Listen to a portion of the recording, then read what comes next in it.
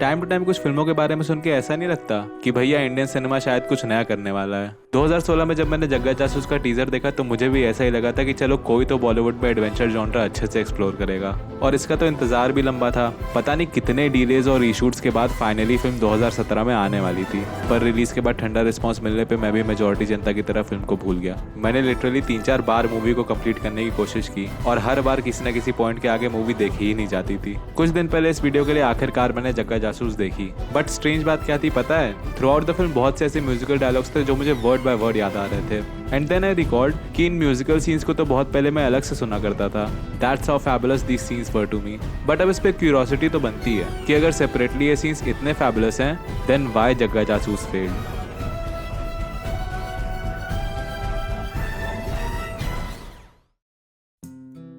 जग्गा जासूस देखते समय एज अ व्यूअर मुझे मूवी से एक बहुत ही स्ट्रॉन्ग डिस्कनेक्ट था, एंड आई एम श्योर तुम लोग को भी हुआ होगा। इट्स लाइक कि एक पॉइंट के बाद इन कैरेक्टर्स के साथ कुछ भी हो, कहानी कहीं भी जाए, हमें फर्क पड़ना ही बंद हो जाता है। चलो इस डिसएंगेजमेंट के पॉसिबल रीजंस डायसेक्ट करते हैं। Character dynamics. मेरे हिसाब से जग्गा और टूटी फूटी का रिश्ता इस फिल्म की बैकबोन हो सकता था, जो कि ऑफ कोर्स डायरेक्टर का इंटेंशन रहा होगा, बट कहीं ना कहीं गोंडोगोल हो गया।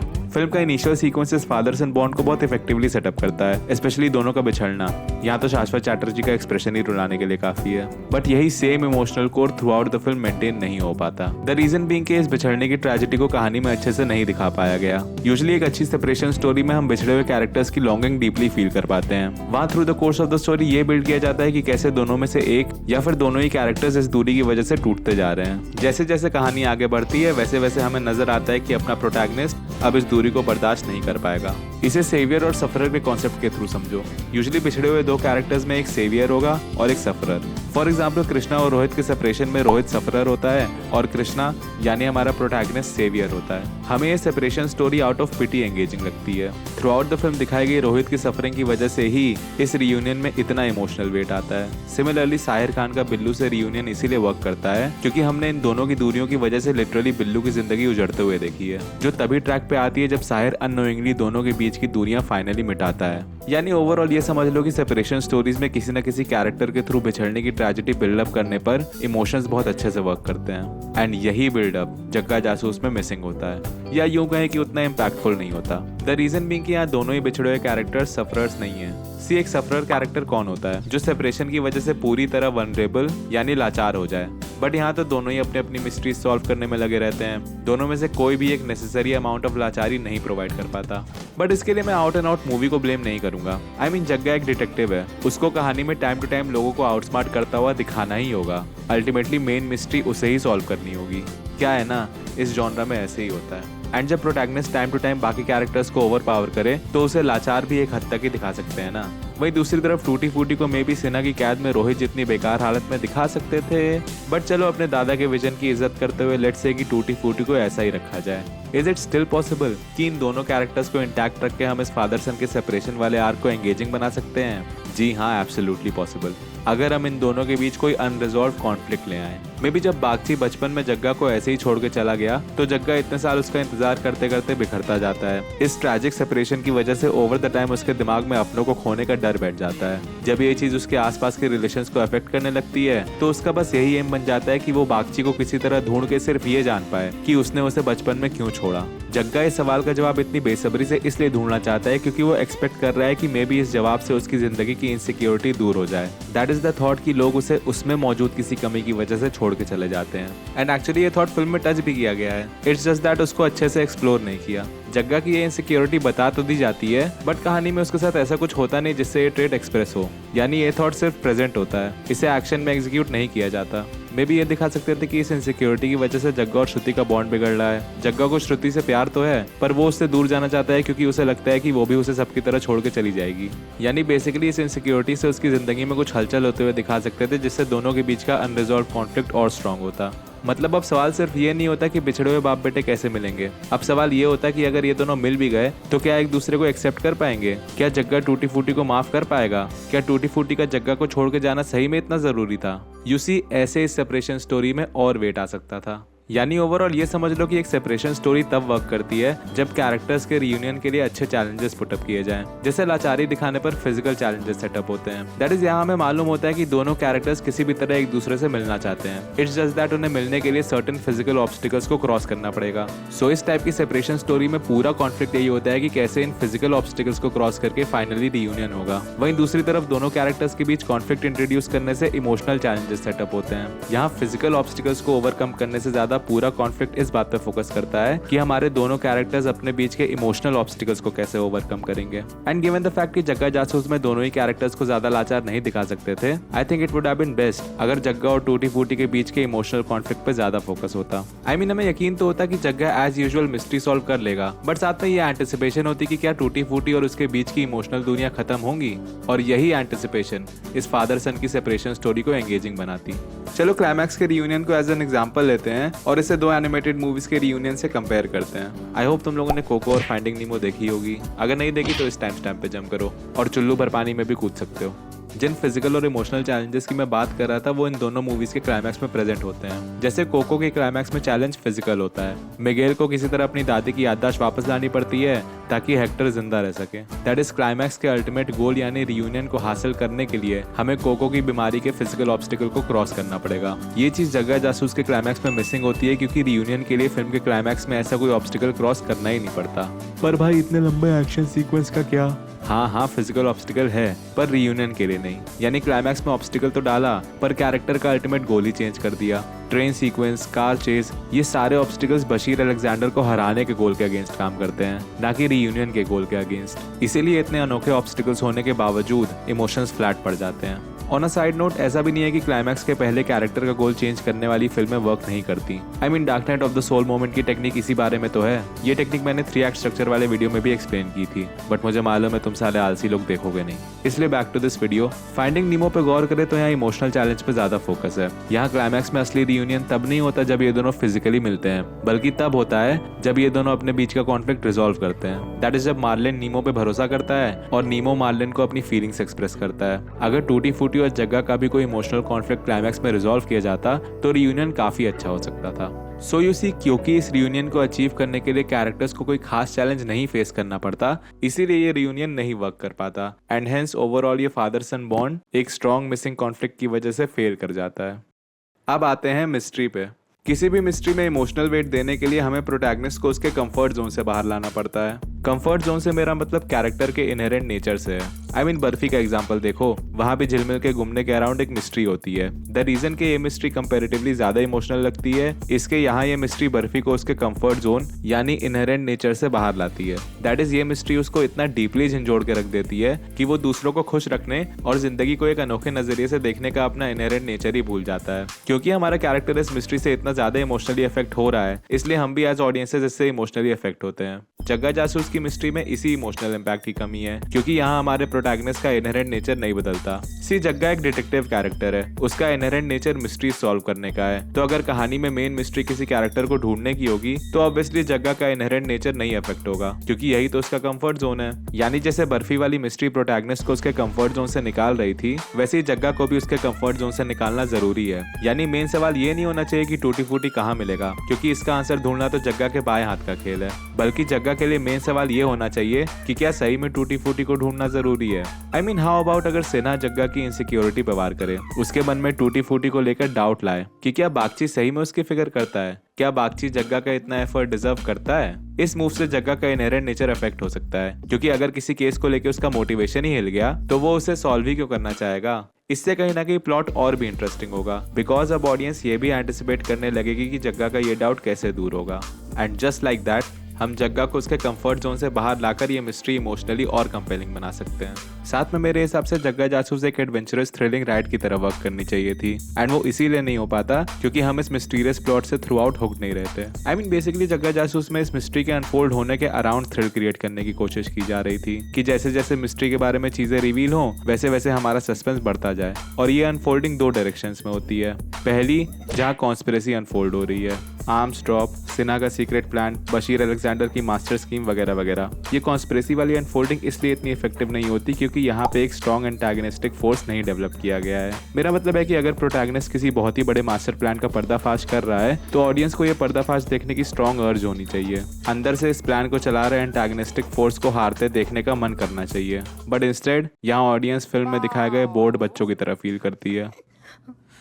बोर हो गए ना? हाँ भाई हाँ। हमें एज ऑडियंस इस कॉन्स्पिरेसी का अनफोल्ड होने से उतना फर्क ही नहीं पड़ता, क्योंकि कहानी में इससे कोई पर्सनल पर्पस अटैच ही नहीं किया गया। आर्म्स ड्रॉप के इतने बड़े मुद्दे के टूवर्ड्स अगर थोड़ी बहुत एम्पैथी जनरेट करने की कोशिश की भी जाती है तो वो एक मॉरल ज्ञान के फॉर्म में होता है। पुरुलिया में आर्म्स ड्रॉप, हमको उससे क्या, पटना एक्सप्रेस में विस्फोट, हमको उससे क्या। एंड द थिंग इज कि स्टोरीज ऐसे वर्क नहीं करती। अगर कहानी के किसी एस्पेक्ट के टुवर्ड्स ऑडियंस की फिक्र जनरेट करनी है तो उसे भी कहानी के फॉर्म में ही परोसना पड़ेगा। So I guess it would have been better अगर लेट्स से फिल्म में कोई ऐसा कैरेक्टर होता जो इस आर्म्स ड्रॉप से अफेक्ट हो चुका है, इतनी बड़ी कॉन्स्पिरेसी का विक्टिम रह चुका है। मे बी ये कैरेक्टर, वैसे भी इस कैरेक्टर को तो ऐसे इग्नोर किया है कि नाम देना ही भूल गए। अबे इसका नाम तक मेंशन है कास्ट में। एनीवेज, जब भी स्टोरीज में बड़े बड़े थीम्स को लेकर ज्ञान देने की कोशिश हुई है तब तब उस बड़े थीम के विक्टिम्स की स्टोरीज भी दिखाई गई हैं। इन्हीं तरीकों से ऑडियंस को सोशल मैसेज से कनेक्ट किया जाता है। सिमिलरली इस कैरेक्टर की कहानी के थ्रू भी आर्म्स ड्रॉप का पर्दाफाश करने की जरूरत महसूस कराई जा सकती थी, कॉन्स्पिरेटर्स को डिफीट करने की इच्छा जगाई जा सकती थी, एंड हेंस इस कॉन्स्पिरेसी का एक स्ट्रॉन्ग एंटागनिस्टिक फोर्स डेवलप किया जा सकता था।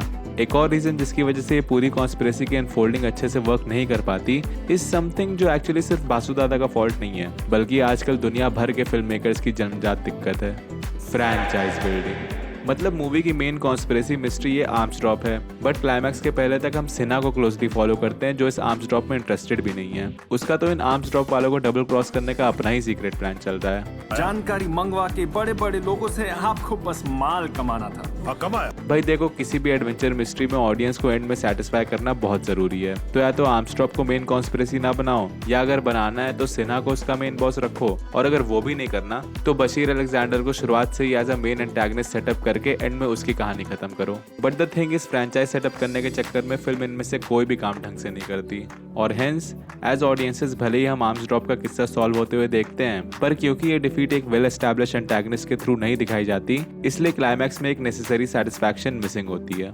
दूसरी डायरेक्शन जहां मिस्ट्री अनफोल्ड की जाती है वो है बागची की सर्च। इस सर्च के नाम वर्क करने का इमोशनल रीजन तो मैंने सेपरेशन स्टोरी वाले पार्ट में बता दिया, बट आई फील इसको नैरेटिव वाइज भी और एंगेजिंग बनाया जा सकता था। आई मीन ये बात हम सब जानते हैं कि जग्गा जासूस कपल ऑफ जॉनरास और स्टाइल्स का कॉकटेल बनना चाह रही थी, बट ऑनेस्टली बहुत जगह ये कॉकटेल खिचड़ी बन जाता है। स्पेशली सेकंड हाफ में मेरे हिसाब से फिल्म ज्यादा एडवेंचरस होने के चक्कर में अपना डिटेक्टिव वाला साइड भूलने लगती है, जिसके कारण बागची को ढूंढने की जर्नी में उतना मजा नहीं आता जितना जग्गा के बाकी डिटेक्टिव मोमेंट्स में आया था। क्लॉक टावर वाला सीक्वेंस, श्रुति से मीटिंग, ये सब मेरे लिए फिल्म की हाइलाइट्स हैं। मोस्ट प्रोबेबली इसलिए क्योंकि यही जग्गा अपने असली रंग में होता है। इन मोमेंट्स में फिल्म अपने डिटेक्टिव प्रोटैगनिस्ट के लिए एक सूटेबल माहौल सेटअप करती है जिसमें वो छा सके। ऑडियंस के सामने केस प्रेजेंट करना, कल्प्रिट के हिंट्स ड्रॉप करना, यानी बेसिकली फिल्म इन मोमेंट्स में अपना डिटेक्टिव मिस्ट्री वाला साइड अच्छे से सेटअप करती है, जिसकी वजह से जग्गा को इन क्लूज के थ्रू जवाब ढूंढते देख मजा आता है। Cut to the second half, जहां मूवी का main conflict that is Bagchi को ढूंढना एक cat and mouse adventure chase के फॉर्म में एक्सप्लोर होता है। जग्गा और श्रुति अपनी खोज पे हैं, मीनवाइल सिन्हा पागलों की तरह उनकी जान के पीछे पड़ा है। साउंड्स इंटरेस्टिंग बट इस फिल्म के लिए नॉट सो गुड। मतलब पहले हाफ में हमने जग्गा को कॉम्प्लेक्स डिटेक्टिव मिस्ट्री सॉल्व करते हुए देखा है, तो ऑब्वियसली सेकंड हाफ में उसको सिर्फ किसी से भागते हुए देखने में उतना मजा नहीं आएगा। हाँ, एक आध सीक्वेंस है जहाँ जग्गा अपने इंटेलेक्ट यूज करके कुछ सीक्रेट्स खोज निकालता है। फॉर एग्जाम्पल सिन्हा का मास्टर प्लान। ऑपरेशन हथियार तो बहाना था, बागची जैसे और 6 को बुला के स्पाई ग्रुप अपना बनाना था। बट आई डोंट थिंक ये मोमेंट्स कलेक्टिवली फर्स्ट हाफ के डिटेक्टिव सीक्वेंसेस को बीट कर पाते हैं, जिससे ऑब्वियसली प्लॉट में टेंशन का ग्राफ नीचे जाता है। और प्लॉट में ये डलनेस सिर्फ इसीलिए आती है क्योंकि सेकंड हाफ में जग्गा से उसका डिटेक्टिव माहौल छीन लिया गया। इट्स लाइक गदर के सेकंड हाफ में सनी पाजी को बोला जाता कि वो रॉ में भर्ती होकर अशरफ अली को मात दे। मतलब साफ है ना, अगर कैरेक्टर से उसकी यूएसपी छीनोगे तो फिल्म अपने आप सुस्त हो जाएगी। ऐसा नहीं है कि जग्गा का डिटेक्टिव नेचर सेकंड हाफ में है ही नहीं, इट्स जस्ट दैट कि कई रीजंस की वजह से उसकी डिटेक्टिव साइड उतनी निखर के नहीं आ पाती जितनी पहले हाफ में आई थी। One of the key reasons is randomness. Bagchi को ढूंढने की मिस्ट्री कई दफा बहुत रैंडमली अनफोल्ड होती है। पहले तो टूटी फूटी की लोकेशन का पता लगाना एक तुक्के पे बेस्ड होता है, तुक्का मार दिया, बागची जिंदा है। फिर दोनों को बहुत से होटल्स में से वो होटल ढूंढना होता है जहां बागची ठहरा था। टेक्निकली ऐसी चैलेंजिंग सिचुएशन में जग्गा के डिटेक्टिव स्किल्स यूज हो सकते थे। पहले दिखाई गई मिस्ट्रीज की तरह यहाँ भी क्लूज प्रेजेंट करके जग्गा को मेन होटल का पता लगाते हुए दिखाया जा सकता था, बट नहीं। हम तो लिटरली उसे 100 होटलों में जाके पूछताछ करते हुए दिखाएंगे। हाँ भाई, डिटेक्टिव कैरेक्टर्स का पूछताछ करना इज नॉर्मल, बट मिस्ट्री का इतना बड़ा और इंपॉर्टेंट हिस्सा अगर कैरेक्टर पूछताछ करके सॉल्व करे तो ऑब्वियसली चीजें अनड्रामेटिक ही लगेंगी। इसके बाद बागची की लोकेशन भी इसीलिए पता चलती है क्योंकि श्रुति उसी एग्जैक्ट स्पॉट पे गिरती है जहाँ टूटी फूटी गिरा था। 1 year, 2 people, fell down, both Indian. Car वही ठोकती है जहाँ टूटी फूटी ने ठोकी थी, और इवेंचुअली टूटी फूटी भी तब मिलता है जब वो अनजाने में उस पर गाड़ी चढ़ा देती है। नाउ आई नो कि मूवी की अपनी फिलॉसफी है जिसमें ये बताया गया है कि दोनों कैरेक्टर्स कितने सिमिलर हैं। क्योंकि तुम दोनों हो bad lucky. I mean one of the reasons Jagga Shruti से अट्रैक्टेड फील करता है इस क्योंकि उसकी हरकतें उसके फादर की तरह हैं। दैट्स द रीजन वो श्रुति को अपने साथ मुंबाका ले जाता है क्योंकि उसे पता है कि उसकी किस्मत बागची का पता लगवा ही देगी। बस तुमको है साथ आना, बैड लक का जाल फैलाना। नाउ ये उतना भी बुरा सब प्लॉट नहीं है, बट अगेन इस फिलॉसफी की वजह से जग्गा का डिटेक्टिव साइड फिर अंडरमाइन हो जाता है। बागची की सर्च के सारे की मोमेंट्स जो जग्गा के इंटेलेक्ट पे रिलाय करने चाहिए थे, वो सारे प्लॉट पॉइंट्स कोइंसिडेंस और बैड लक पे रिलाय करते हैं। इसी रैंडमनेस की वजह से बागची को ढूंढने की मिस्ट्री बड़े फीके तरीके से अनफोल्ड होती है क्योंकि ये तुक्के और लक की रैंडमनेस उस एफर्ट को खत्म कर देती है जो एक डिटेक्टिव प्रोटैगनिस्ट मिस्ट्री सॉल्व करने में लगाता है, यानी वही एफर्ट जिसका मीठा फल देख के हमें एक डिटेक्टिव मिस्ट्री सेटिस्फाइंग लगती है। तो आखिर जग्गा जासूस में हम ये बागची को ढूंढने की मिस्ट्री कैसे इंटरेस्टिंग बना सकते हैं? कैसे फिल्म का सेकंड हाफ और जबरदस्त हो सकता है?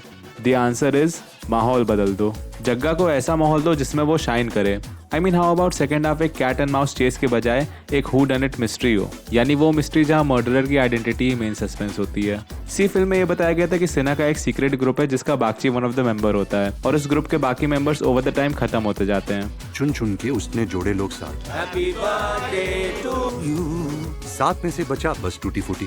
सोचो अगर जग्गा के लिए बागची को ढूंढने का ट्रिगर यही होता तो फिल्म में ये ट्रिगर बागची के मरने की खबर होती है। यही खबर देख के वो फ्यूनरल पे सेना से मिलता है जहाँ से उसका बागची को ढूंढने का सफर शुरू होता है। बागची के मरने की खबर से बेटर आई थिंक ये होता है कि जग्गा को सेना के थ्रू ये पता चलता है कि बागची की जान को खतरा है। ऐसा इसलिए क्योंकि जो स्पाई ग्रुप उसने बनाया था उसके मेंबर्स का एक एक करके मर्डर हो रहा है और मोस्ट प्रोबेबली अगले कुछ टारगेट्स में टूटी फूटी भी है। फिर जग्गा सेना और श्रुति के साथ उस किलर और बागची को साइमल्टेनियसली ढूंढने के मिशन पे निकलता। मतलब बागची को ढूंढते हुए फिल्म का एडवेंचरस साइड एक्सप्लोर होता, वहीं किलर का पता लगाते हुए डिटेक्टिव साइड। इससे प्लॉट में एक अर्जेंसी और नेसेसरी टेंशन भी ऐड होती जो एक्चुअल फिल्म में मिसिंग थी। एंड किलर ऑब्वियसली कोई रैंडम बंदा नहीं होगा, एक प्रॉपर हुडनेट मिस्ट्री की तरह वो शुरुआत से ही हमारे सामने होगा। इट्स जस्ट दैट उसको रिवील एंड में किया जाएगा और रिवील भी ऐसा होगा कि अच्छा अब इसके आगे नहीं जाता हूँ वरना फिर जग्गा जासूस फिक्स बनाना पड़ेगा। इस फिल्म के ना वर्क करने का तीसरा एस्पेक्ट खुद इसकी सबसे बड़ी यूएसपी है, that is musical tone.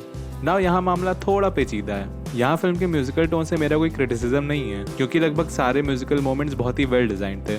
Believe me, ये वीडियो बनाते बनाते आजकल दिन भर मेरे दिमाग में यही गूंज रहे हैं। सो प्रॉब्लम इस म्यूजिकल स्टाइल से नहीं है बल्कि इस स्टाइल की वजह से अफेक्ट हो रहे फिल्म के बाकी एस्पेक्ट से है, जिनमें से सबसे मेन है जग्गा जासूस की पेसिंग मतलब जिस रिदम या फ्लो में फिल्म अपनी कहानी बताती है। यही पेसिंग मूवी के म्यूजिकल नेचर की वजह से कई दफा बड़ी अजीब हो जाती है। स्पेशली अगर क्लाइमैक्स देखो तो वो कई बार इतना तेज भागने लगता है कि मानो जैसे तैसे बस फिल्म खत्म करनी हो। इस जल्दीबाजी की वजह से कई क्रूशल मोमेंट्स जो क्लाइमैक्स को मजेदार बना सकते थे ऐसे बीत जाते हैं कि पता ही नहीं चलता। आई मीन बादल बागची जिसको ढूंढना पूरी पिक्चर का सेंट्रल कॉन्फ्लिक्ट था, उसकी एंट्री क्लाइमैक्स में कितने फीके तरीके से सेटअप की गई थी। इससे ज्यादा ड्रामेटिक प्रेजेंस तो इस पत्थर की होती है। सिमिलरली क्लाइमैक्स में जग्गा का मेन कॉन्फ्लिक्ट ये होता है कि वो अपने फादर को ढूंढे या उनका अधूरा मिशन पूरा करे।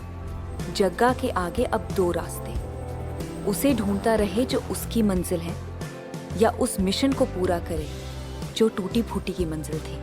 एंड अगेन क्रैपी पेसिंग की वजह से ये कॉन्फ्लिक्ट भी अच्छे से हाईलाइट नहीं हो पाता। और ये भी तो देखो कि क्लाइमैक्स को एक फन राइड बनाने के लिए कितनी सारी चीजें घुसेड़ दी गई थी, बट जल्दबाजी की पेसिंग के कारण हमें समझ ही नहीं आता कि किस चीज को सीरियसली लें। आई मीन अगर मूवी में इतने टाइम से सेटअप की ऑब्स्टिकल यानी सिन्हा को हमारा प्रोटैगनिस्ट उतने ही टाइम में हरा रहा है जितने टाइम में एक नए आए चीते को, तो ऑब्वियसली व्यूअर कंफ्यूज हो जाएगा कि भाई आखिर किस चीज को सीरियसली लिया जाए। यही होता है जब कहानी की पेसिंग ऊबड़ खाबड़ होती है। पर भाई इसमें फिल्म के म्यूजिकल टोन का क्या दोष? द थिंग इज ये पेसिंग इसीलिए इतनी रैपिड होती है क्योंकि कहानी के म्यूजिकल सीन्स को एलैबोरेट तरीके से दिखाने में ही सारा टाइम निकल जाता है। या मे बी ये भी हो सकता है कि ऐसे तो पेसिंग ठीक हो, इट्स जस्ट दैट कि म्यूजिकल सीन्स की एलैबोरेट पेसिंग के कंपैरिजन में हमें ये बाकी सीक्वेंसेस फास्ट लग रहे हो। वैसे इससे ओवरऑल फिल्म को लेके भी सवाल उठ सकता है कि अगर दोनों जॉनर एक दूसरे को कॉम्प्लीमेंट करते नहीं नजर आ रहे तो क्या एक म्यूजिकल मिस्ट्री बनाने का आइडिया सही में कभी वर्क करता? हु नोज, वो तो जग्गा जासूस का कोई फिक्स वर्जन देखने पे ही अरे यार मैं अपने ही पैर पे क्यों कुल्हाड़ी मारता हूँ। बट कुछ भी कहो, एक बात तो है, भले ही ये फिल्म फ्लॉड हो पर इस फिल्म की दुनिया अपने आप में ही कितनी मैजिकल लगती है ना। फिल्म के कुछ इंडिविजुअल सीक्वेंसेस कई बॉलीवुड मूवीज से भी लाख गुना अच्छे लगते हैं। अबे इस फिल्म का क्लिफ हैंगर तो मुझे कई मार्वल मूवीज के पोस्ट क्रेडिट सीन से ज्यादा एक्साइटिंग लगता है। और कभी कभी मैं ये भी सोचता हूँ कि अगर जग्गा जासूस चल जाती तो इंडस्ट्री में ऐसे इनोवेटिव आइडियाज को लेके कितना चेंज आता। अब तो बस यही उम्मीद कर सकते हैं कि इस बार रणबीर कपूर का एक बंगाली डायरेक्टर से कोलैबोरेशन सही मायने में इंडस्ट्री को बदले।